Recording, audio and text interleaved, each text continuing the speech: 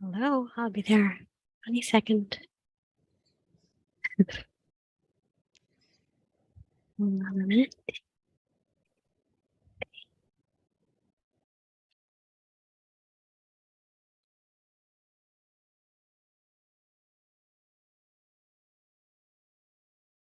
Ta-da. I have a fake room and everything. My my background today. You might appreciate it. Buddhist prayer room for the occasion. Very nice. Mhm. That was a good idea. It might not be, but Very nice to see you again. namaste. So nice to see you. Also. Mhm. Oh. How are you? Good, good, good. We just acquired access to a car, Oh, which that's is, good. yeah, gives us a lot more flexibility. So we're going to make plans today as to how we want to use it. Yeah, that'll change things a bit. Yeah. Yeah, 'cause I imagine I'm not really quite sure of the size of Portugal, but I don't think it's very big. I don't think it's much bigger than Ireland, really. Is it? A little bit longer, maybe.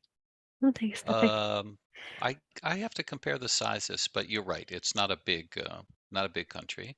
And Yeah, in fact, Lagos here where we live is walkable.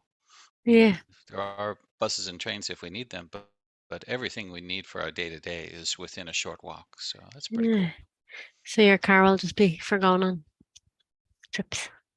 Yeah, if something's like 45 minutes away or an Yeah. arduous bus ride, it's now a lot closer that way. If you ever feel like going to visit Sahaja, where Muji lives, you Yeah, can go there.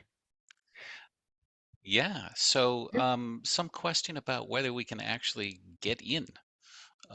We can go near there, but I don't know if they're letting people in at the moment. Yeah, I don't think you can just turn up, and be like, I'm here. I think it has to be that you contact them through email first. And yeah, maybe at different, sometimes they let people in and sometimes they don't, but they would give you a time when you can come, usually. Ah, And then they'll be expecting you. Like they give you like a kind of like a day pass or something. Imagine it's okay, often something like that. I don't know now, like how it is right now. okay. Yeah, Well, that's definitely on the list of things to do, so yeah. we'll make that happen. For me, it really feels like a really magical place. It's like really like a little piece of heaven. Mm, It's like Muji's creativity is like very apparent. I mean, he's mm. created the whole land and Mm. he's really, really creative, you Oh, know. okay, right on. So it's pretty amazing. Oh, good, good. Well, thanks for sharing that with me. Yeah. Mhm. Well, today we have chapter 5 of The Way of the Bodhisattva to Mhm. review, and it feels like Shantideva is being very specific and detailed Mm. about what to do. And this one's called Vigilant Introspection. Yeah. And I'm very curious to hear your reflections and I thoughts know. about Me too. it. I haven't pressed record on this, but it says it's going live to YouTube, so that should be recording it enough. Okay. But I haven't done it before, so let's hope. Well, it is actually getting recorded, so it should be fine. Okay. So we're going live to YouTube now. Yeah. I love it. I thought it was going to be called Vigilant because when I was looking it up the other day, I didn't have the book with me. So I just looked up the title of this chapter and it said Vigilance, but it's actually called Vigilant Introspection in the And copy he's that we really, have. yeah, and he's really giving guidance as to sort of how to carry oneself moment to moment to moment. Hmm. And I mentioned separately that this chapter is really long, so Hmm. if we don't get through it, we should just patiently divide this into parts, like I don't know, maybe two parts, but we'll see. Yeah. nourish. Yeah, yeah. Mm. I was thinking I would start reading maybe Yeah, to give you a chance to sort of feel it and sure. see what the heart says. Hmm. Okay. Mm. So once again, this is The Way of the Bodhisattva, Chapter 5, Vigilant Mhm. Introspection. Mm. Those who wish to keep the trainings must with perfect self-possession guard their minds. Without this guard upon the mind, the training cannot be preserved. Mm. Wandering where it will, the elephant of the mind will bring us down to torment in the hell of unrelenting pain. Mm. Mm. No worldly beast, however wild and crazed, could bring upon us such calamities. Yes. I'm in So he's agreement. like he's likening the mind to an elephant. Big and stomping all around the place. And remarkably hard to control. I, although, yeah, but yeah, I always have something to say. Oh, good.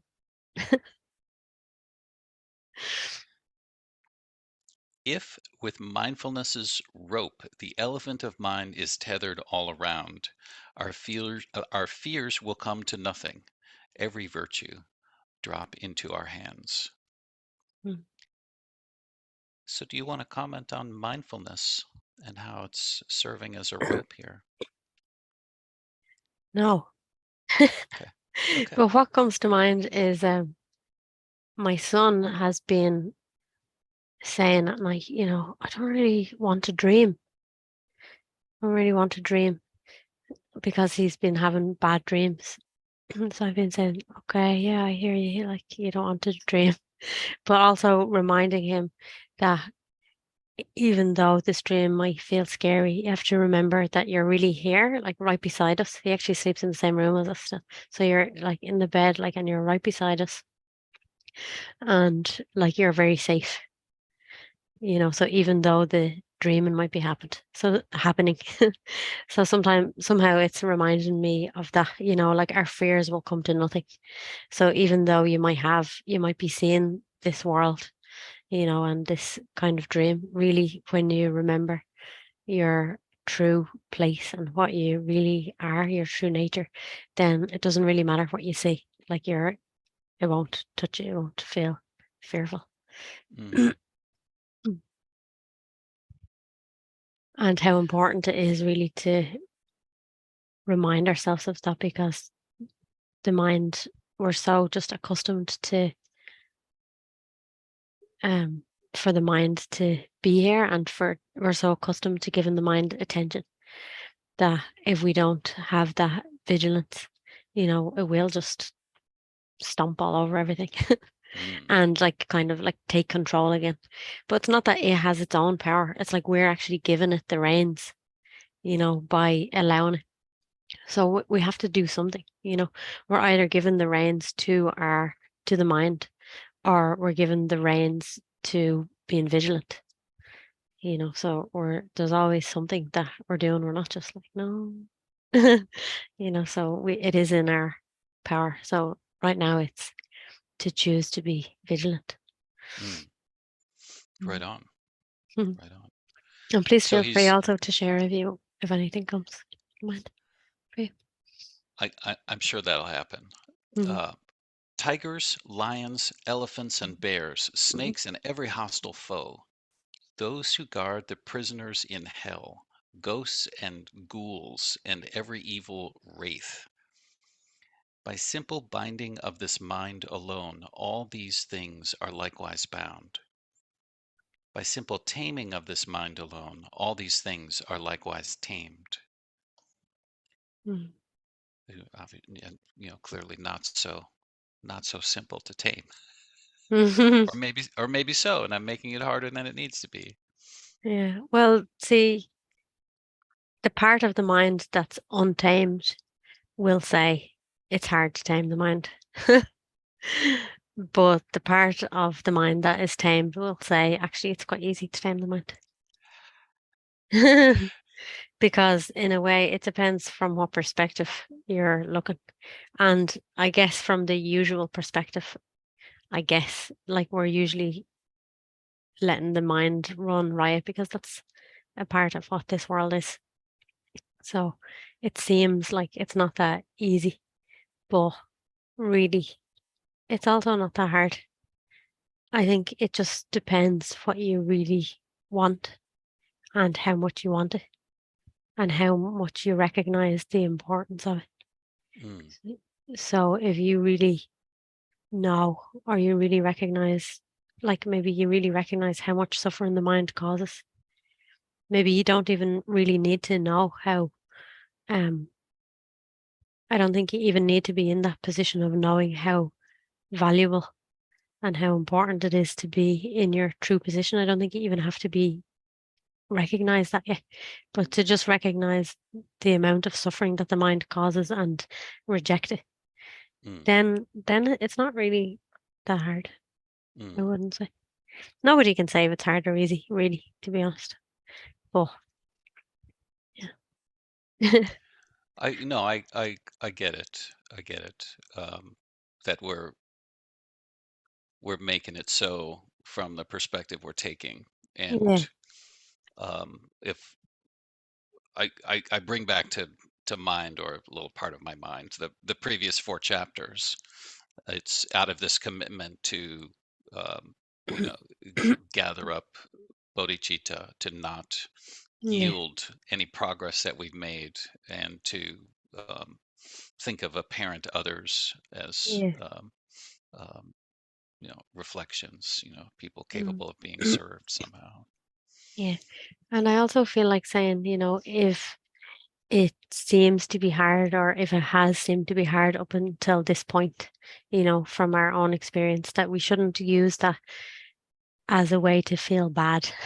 It's really like this person is saying, or I've heard, that it's actually, if I'm looking from the true perspective, it's easy. But like here, it's so hard. So like I should feel bad about that or something. Like it's really not like that at all because it's very normal, you could just feel like that for 1 minute, but it could feel very real. But then to just let go of that, holding on to feeling like it feels bad or like I'm making it hard for myself or why am I able to do this better? All them kind of things that the mind can do. And just come back to the simplicity of just choosing. That's all it is. The simplicity of just choosing to just be present now, really, and just taking responsibility for this moment. That's it.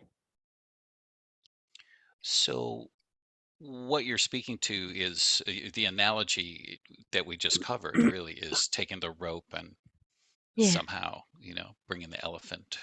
I don't want to say to heel, but Yeah. somehow binding the elephant Yeah. in place. Yeah. And we always have that rope.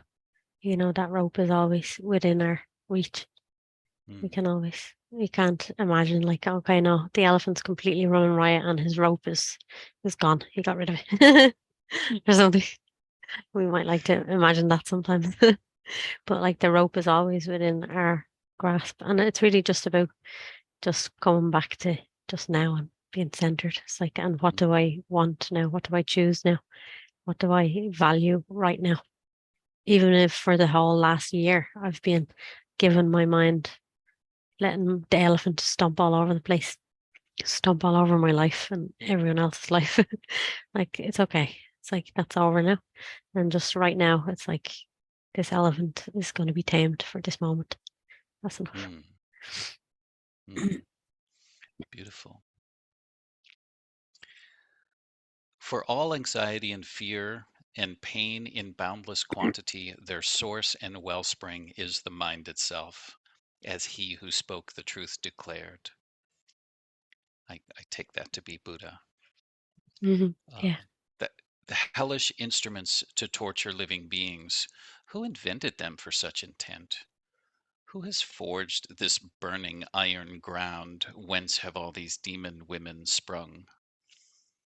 And there's a little footnote there just commenting that the audience here is heterosexual males, and so de- and so Yeah. demon Okay. women. So demon Okay. women. Demon women, because they maybe are like initiating some kind of desire or something. Yeah, It could and be like that. and the footnote is pretty interesting. As a spur for the practice of pure ethics and as an object for meditation on compassion, the Buddhist teachings describe the various experiences of the hell realms in considerable detail. The torments that beings undergo there, as well as the topography of hells themselves, are, as in any other realm of samsara, ultimately unreal.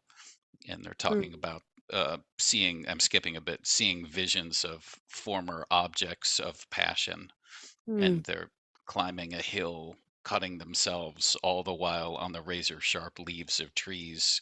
mm. They find their former lovers turned into horrible monsters, and so on. So the Buddhist teachings aren't shy about highlighting Yeah, what hell is really like and just how yeah, violent and terrible it is. yeah. And all these things just exist in our mind, like they talk about them as if they're actual realms, and maybe they could be actual seeming realms, unreal. But like we can see that they exist in our minds, like just as thoughts that we buy into, and that's hellish enough. Hmm. Like because whatever we're buying into, like that's our world really. That's our experience. That's what we're experiencing. That's right along the lines of what you've always been saying is Mm, buying into or believing yeah, something to be true. yeah. Hmm. All are but the offspring of the sinful mind. This the mighty sage has said throughout the triple world. Therefore, there is no greater bane than mind itself. If transcendent giving is to dissipate the poverty of beings, in what way, since the poor are always with us, have former Buddhists practiced it? Transcendent giving, so the teachers say, consists in the intention to bestow on every being all one owns, together with the fruits of such a gift. It is indeed a matter of the mind itself. And there, you're always saying, what do you want here and now? Mm. And um, echoing Hanuman a little bit to Mm. say, well, if it's freedom that you want here and now, Mm. then you need to be vigilant. Yeah, and I love what Ananta has been saying recently, and he's been saying like this truth can only be lived moment to moment, Mm, because I think we can get into this kind of idea in spirituality, like, oh yeah, I've understood this now, so now I'm just like living it. So we can become a bit not vigilant. It's like you don't have to be vigilant, and you think you could be under the illusion, that like whatever I'm doing is coming from the source, all these kind of spiritual ego kind of ideas. But really, it's just like moment to moment we're living it. And then it could be that like in this moment I'm totally like living and exuding the truth, but maybe in the next moment I'm not. It could be like that. mm, So that's why like this idea of vigilant introspection or vigilance, I feel like is very important. And it really just means being really alert and aware in each and every moment, like each and every moment. Because if you're alert and aware, you'll be aware of any like spiritual kind of ideas, mm, that could be at play, and you'll recognize that it's an idea. But if you're not very alert, or if you kind of get a bit lazy or lackadaisy and just turn what's supposed to be the truth into an idea, then you're not really living the truth. It's just become words in a book, or it's just mm, become something you heard, mm, you know. And yeah, I think it's good to be reminded of vigilance like all the time, anytime, because I mean, we don't know. Like Maya is obviously powerful. Maya being the world and the illusion, like we can easily just fall back into its ways, you know. maybe we'll, and I mean, we've seen it millions of times with lots of spiritual teachers and all. They're spiritual teachers, but then they end up doing and behaving in ways that are very much less than ideal and not inspirational at all. Mm, You know, like it's happened many, many times. And I'm sure those teachers started off with like really good intentions. And maybe they started off with really like as really insightful and really living the truth. But because they're human, where I don't know what that word infallible means. Maybe if that's the right word, I'd have to look up the meaning, but that's the word that's coming. But what I mean is that we're always open to being kind of caught up again. So vigilance is very important. mm, mm, And it's not like, again, it depends what perspective you're hearing it from. Like if you're hearing that I have to be vigilant, if you're hearing that from a perspective of like feeling like I'm the one doing everything and I'm separate, it feels like, oh God, I have to keep doing things forever. But vigilance is actually a joy. Like because vigilance, it's basically another word for just staying awake, mm. staying awake, staying alert, being here now, um, being present, being alive, being open. I mean, there's probably lots of different ways of saying it. But again, it has to be like moment to moment. But it's a total joy. And it's not even That's really so a doing. beautiful. Yeah. It's not even really a doing because that's our naturalness. So it's not like vigilant to stay alert. It's more like vigilant to not fall asleep. Mm, So like it's our naturalness to be bodhisattvas. That's our naturalness, really. So maybe we're seeming to be in this world just to relearn our naturalness. mm. Beautiful. Where could beings, fishes, and the rest be placed to keep them safe from being killed? Deciding to refrain from every harmful act is said to be transcendent discipline. I love it. Deciding to refrain from every harmful act. Yeah.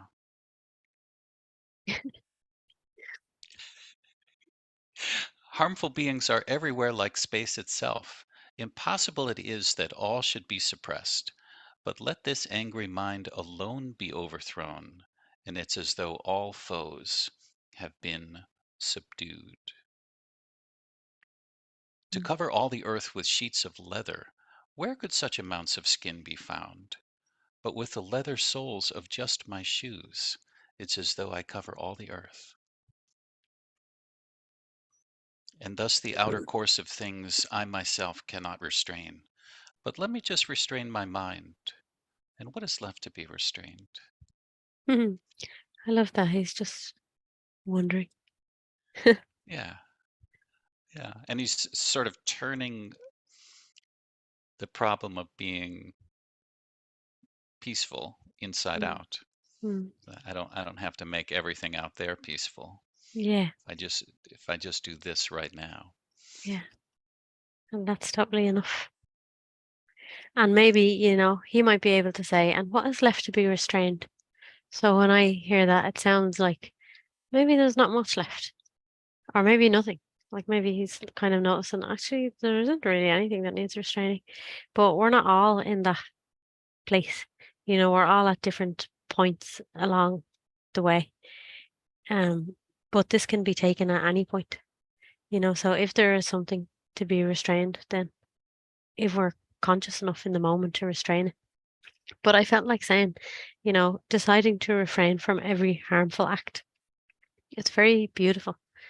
And of course, we don't want to have any harm inside us, like just within ourselves. Like, and that could be just as simple as believing a thought. It usually is. But it could be like an actual act, like maybe we're doing something harmful to our bodies. Like it could be just as simple as like eating a food that we know doesn't sit well in the body, but for some reason we do it. And I think many people have things like that. But I don't think also, we just go slowly. So maybe sometimes we still do harmful acts and sometimes we don't, because I think if you take these teachings and you try to apply them with force, that's a very kind of controlling state that we're bringing into our body.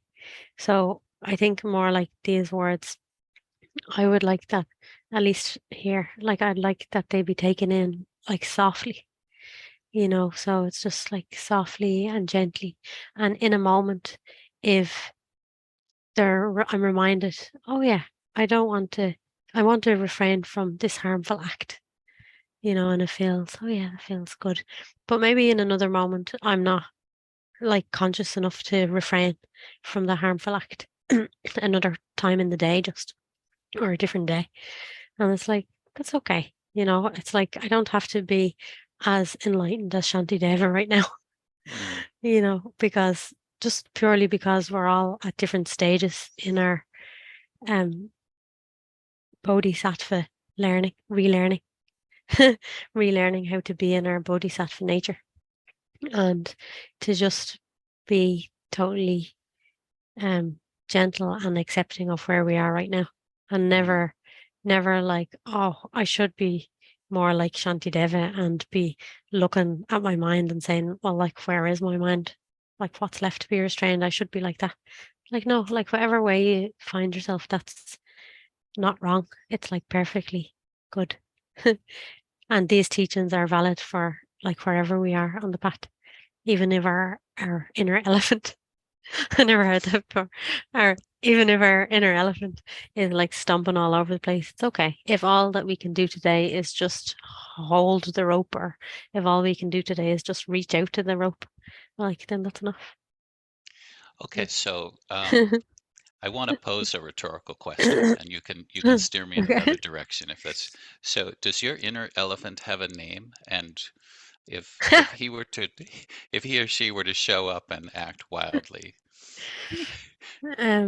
I used to, that there's all different like parts of you, so I used to have a part of me that was like turned, I never thought of it as an elephant, but I used to have a part of me that would get into like a grump, and okay, be feeling like a certain way. And it was kind of like my inner baby or something. And I remember giving it a name, but I can't remember what her name was now. okay. Um, so currently, no, I don't name my inner parts, but I do have inner parts, but not so much like a stomping around elephant. Maybe the elephant goes like this every now and again Yeah, and wags its tail and maybe sometimes stomps one foot out, maybe every now and again, but it's pretty much on the rope. okay. Well, where We'll have a this is name. coming. Okay. Well, where this is coming up for me is I'm watching a fair amount of YouTube lately, Mm, and what the YouTube is throwing up in front of me is a lot of political stuff, right? Little mm, mm, 10-minute segments about this or that legal action that's going on in the United States. mm, And the mm, the restraint that is coming up as an invitation, sort of, is mm, to really ask myself, what is it I'm trying to gain here? And it's like mm, some kind of Schadenfreude, which is to try to take some pleasure at the dissatisfaction or pain of others. And mm, mm. it's almost like, I want to see the bad guys brought to justice. Like, and you read in Yeah, a comic book, right? yeah. In the Mm, comic book, you want the superhero to take on his secret identity and save the day. Yeah. mm, And so part of it is that, but also, what I've been wondering lately as my mind drifts there is, mm, what's really to be gained from, mm. putting myself through the feelings, whether it's exhilaration or some sort of Yeah. inner satisfaction from watching them. Mm, I So, think that's really good kind of questioning. And I think that's what life is for. It's not really for going into a prayer room like this beautiful prayer room I'm in right now. A beautiful virtual prayer room. But it's actually because even if we know everything, like we turn up here as bodhisattvas, because we do. But then it's like it's testing us. So it's like you're in this room now of looking at these YouTube videos. Not right now, the second, but like of you're being drawn towards looking at these things. So that's going to like by questioning what am I getting from this? Or whatever it is that arises inside you.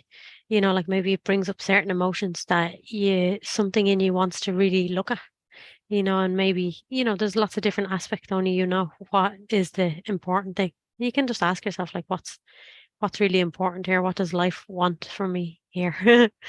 But that's how we really learn to stay as the bodhisattva as well, by being exposed to different ideas and different um like elephant behaviors, or like all these different things. We get exposed to them and then but then questioning them, like, what am I actually getting here? What is this doing for me?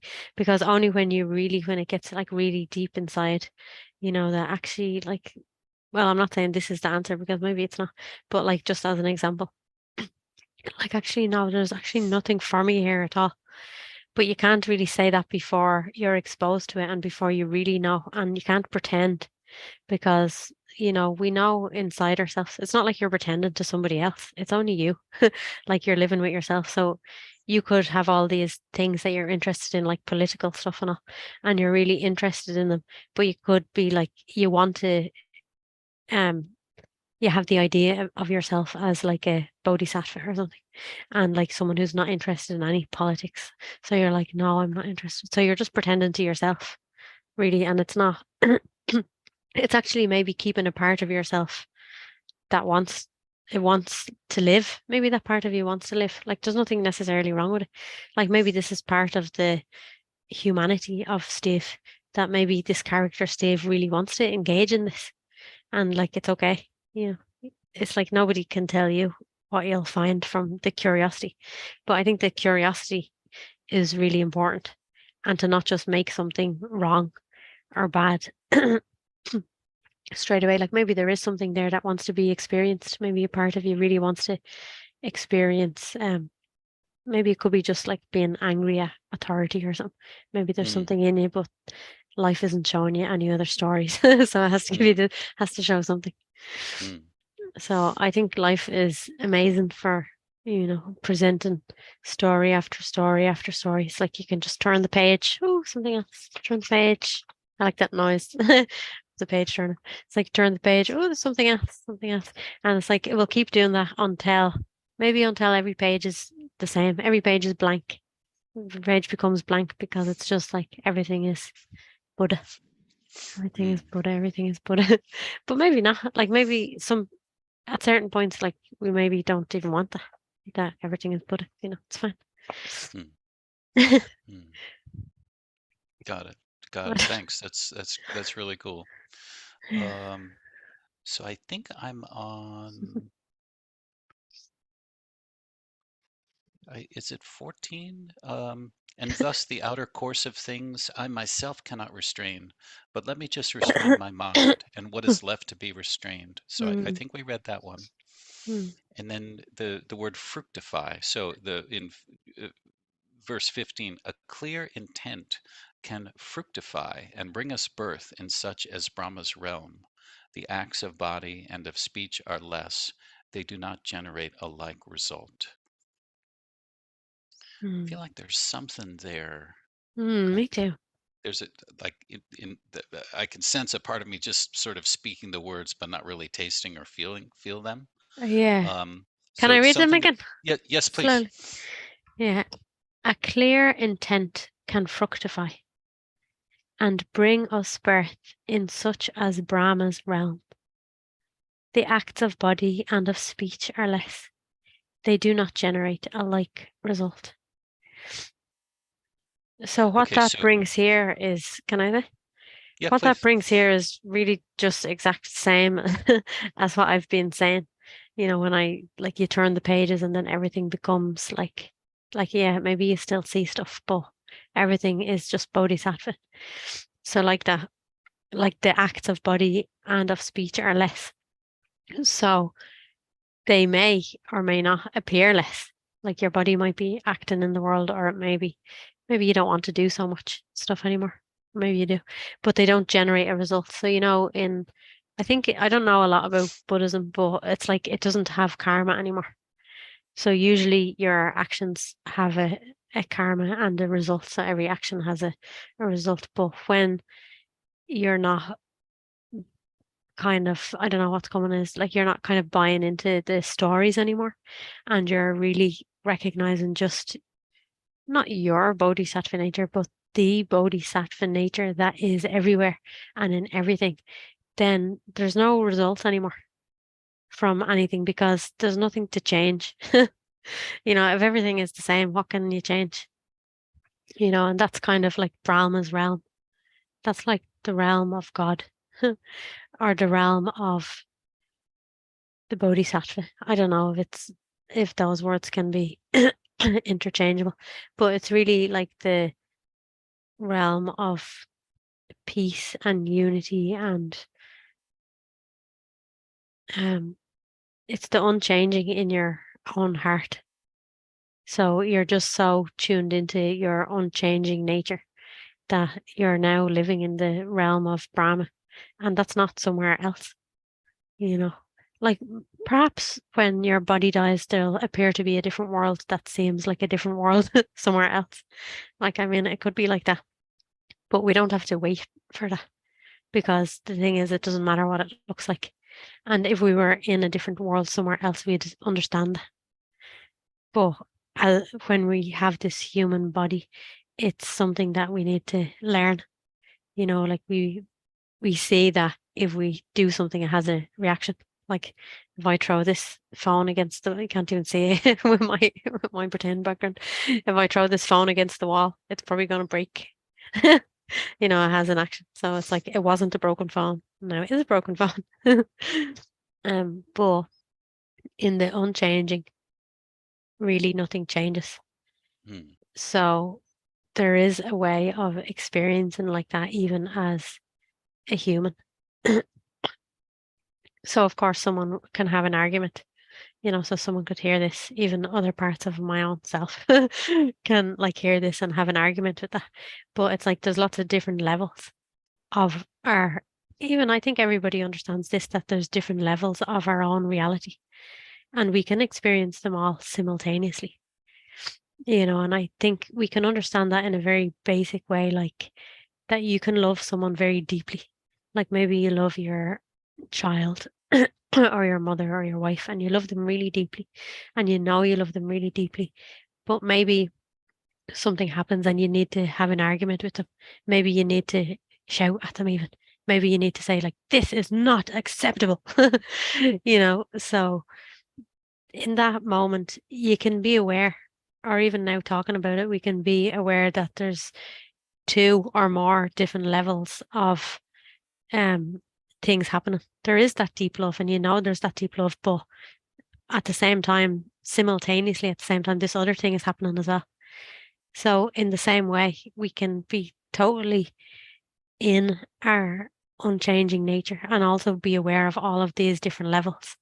So we can be aware of the changing as well, but you kind of somehow understand that it's even the changing is not really changing, even though that sounds totally weird. But somehow they can all be here at the same time and there's no argument then. And I think within that unchanging, the more we recognize that, then there is no argument about anything. And I'm hearing myself saying that because I often have arguments with things.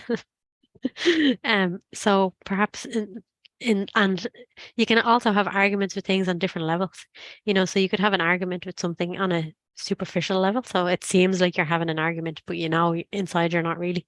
Or you could be having an argument where actually your feelings and all are getting totally twirled around and you're really buying into that argument. So I'm hearing myself saying that and noticing it's important because that happens here sometimes. Whereas like I get into like an argument, like a kind of like a difference of opinion, and like I'm thinking it's like a real thing. So obviously in those moments I'm not tuned into the unchanging nature of myself. The phrase about a clear intention Let me go back one page here. A clear intent can fructify and bring us birth in such as promised realm. The Yeah. clear intention is what we've been developing in the last Yeah. 4 chapters, yeah? Yeah. And it's that desire that we're going to be vigilant and Yeah. introspective about. Yeah. It's like a deep resolve to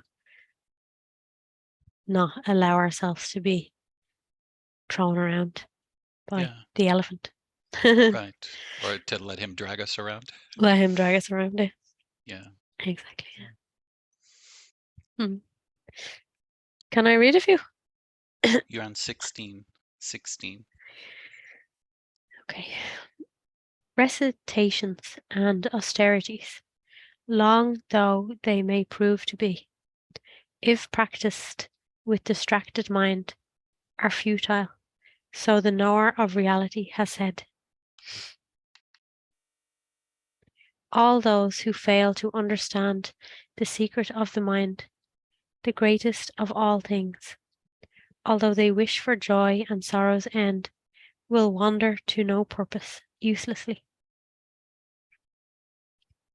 Therefore, I will take in hand and well protect this mind of mine.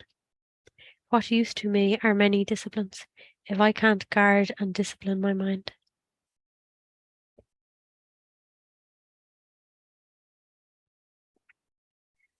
When in wild, unruly crowds, I'm careful and attentive of my wounds.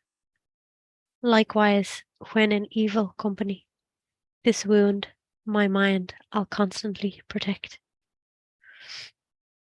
I had a dream recently, and in my dream, it called conditioning and that kind of stuff. It called it love wounds, Ah, which I thought was really cool, because it's kind of like love wounds, like where like we feel hurt or, like somebody might say something sometime and you just feel like, oh, like something hurts or like something gets triggered or you get defensive or something.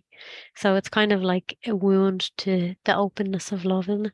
Because when you're not triggered, you're just kind of flowing in joy and love, and that's like our naturalness. hmm. You can probably hear I have a bit of a cold. Mm. For if I carefully protect my wounds, because I fear the pain of minor injuries, why should I not protect the wound that is my mind, for fear of being crushed beneath the cliffs of hell? If this is how I act and live, then even in the midst of evil folk, or even with fair women, all is well. My steady keeping of the vows will not decline. My property, my honour, all can freely go, my body and my livelihood as well, and even other virtues may decline, but never will I let my mind regress. So this is the vigilance he's speaking of, right? Yeah, yeah. Like he says, it doesn't matter who he's with. Like, so sometimes it's maybe easier, but you can still be on guard then, so if you're with like Sangha, like if we're together, maybe it's easier because have the same, we both want the same thing. So we both want to live as bodhisattvas, let's say. But like maybe sometimes you're with someone else who's not into spirituality at all. So then as well. And maybe it might be perceived as a bit more difficult then, maybe. But if we just guard our mind the whole time, then he's saying like it's the same. He said it somewhere. Yeah, my steady keeping of the vows will not decline. Just like so you just keep these vows no matter what. And your vows are just um it's just your steadfastness in choosing to, I don't know, like I like the way Ananta says, like to live in the light of God.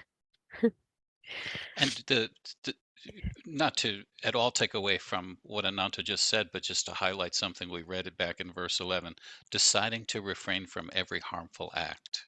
Yeah. I just love that one. Mhm. Yeah. Yeah. It's And good. so can you, because since I was looking back, can you repeat what it was you were repeating related to Ananta? Um, I can't remember. It's fine. No worries. It's my bad for Yeah, distracting. I said something about like I like the way he says living in the light of God, but I can't remember Ah, what there it you go. was. Okay. Was it like yeah. Yeah, All right. So but in that a brings way, us. like that's kind of what it is to to be vigilant as well. You're choosing to live in the light of God in a way. It's like I Mm, remember years ago, I used to say like I choose happiness. mm, I choose it, and it is like that. So it doesn't matter if you say I choose happiness or I choose to be present now. Like nowadays that's very popular way of, and it's very simple. And simple is good. Like sometimes these kind of old texts they can sound a bit complicated, although they're not really complicated. They're the exact same as just like a very simple new spiritual teaching of just like be here now. mm. Like this whole book could just say like be here now. That's enough. It's just because our minds are complicated. We want more. We want more. So we give it. Well, It's like we'll give it more. More. and there's something really delightfully romantic about something that's hundreds of years old. I mean, Okay. it's much younger than Ribu, but I have the number 500 or so. 500 years ago, it was, Oh, Shantideva was a monk, and the other monks didn't mhm. particularly dig Shantideva. Like he wasn't really necessarily falling in line and someone who is easily approachable, but here he wrote this guidebook for himself, and now we're extracting the love and value he planted into it. Yeah, he was around at the wrong time. Everyone would love him nowadays. I think so. The Dalai Lama loves him. He's living through Uh, us now. yeah, there you go. Yeah, he's here living through us. All you who would protect your minds, maintain your mindfulness and introspection, guard them both at cost of life and limb. I join my hands beseeching you. Those disabled by ill health are helpless, powerless to act. The mind, when likewise cramped by ignorance, is impotent and cannot do its work. For those who have no introspection, though they hear the teachings, ponder them, or meditate, like water seeping from a leaking jar, their learning will not settle in their memories. Many are endowed with joyful diligence. See that? Joyful diligence. It's like it's the same as what I was saying, like that vigilance is not like a hard doing, it's like something joyful. It's like basically you can be yourself, like like all the time. It's like a Mm, joy. mm, Many are endowed with joyful diligence. They're learned also and imbued with faith. But through the fault of lacking introspection, they will not escape the stain of sin and downfall. So you need to have that introspection also. mm, I don't know, like this is called vigilant introspection, but I would also take that to be like just introspection in the way that you are questioning, like so when life is showing you some scenario, and maybe you're engaging with it to like be curious and question like what is it here for me? Like what am I getting from this or what do I think I'm getting from it? Like so be really curious because that's vigilance. It's not just like saying I'm vigilant. Like sometimes actually something has to be done and you have to look around your room a little bit. So having introspection that way is vigilance. That's vigilance. It's not just being like alert and looking because you could be alert and looking like in that situation, maybe you're engaging in this kind of politics and going, ha ha. you're doing a bad job or whatever it is, but so you see that, but that's not enough. Like, so the introspection, like the curiosity is what's really um going to kind of make you be able to see in the corners and the cracks and all, like everything, and just, yeah. What's coming up here is I don't know. I think we had just started out on a walk or something the other day, and what was coming up is the desire just to be my own natural, sweet, everyday self, Yeah. and to be curious about anything that would pull me out of it, Mm, whether it's to it's from being in a group of people that I'm not quite so familiar with, and yeah. we're all telling our stories or what have you, Yeah. um, or well, whatever, just be to that this curiosity that you're speaking of is Mm, what's sort of bubbling up as this desire to be just stay in this sweet everyday natural self. yeah. Yeah. Yeah. That's important. Hmm. Hmm. Lack of introspection is a thief. It slinks behind when mindfulness abates, and all the merit we have gathered in it steals, and down we go to lower realms. Darn it.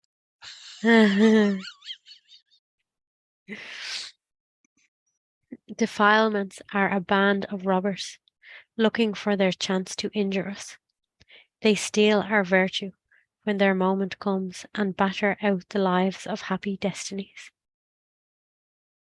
Therefore, from the gateway of my mind, my mindfulness shall not have leave to stray, and if it wanders, it shall be recalled by thoughts of anguish in the lower worlds.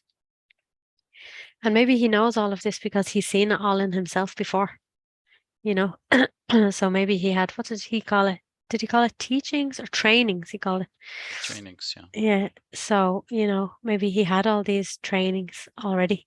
And then maybe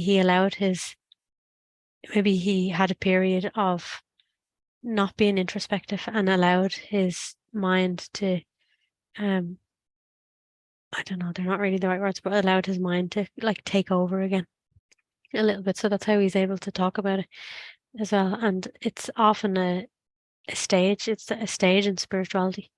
And it's sometimes a stage that people don't come out of. Like Mm. so many people, like thousands and thousands of people are coming in front of masters all the time. And also thousands and thousands of people recognize the truth of who they are. But then they leave and they don't have that introspection and vigilance and faith. They don't keep with it. They think, okay, I know it now. It's fine.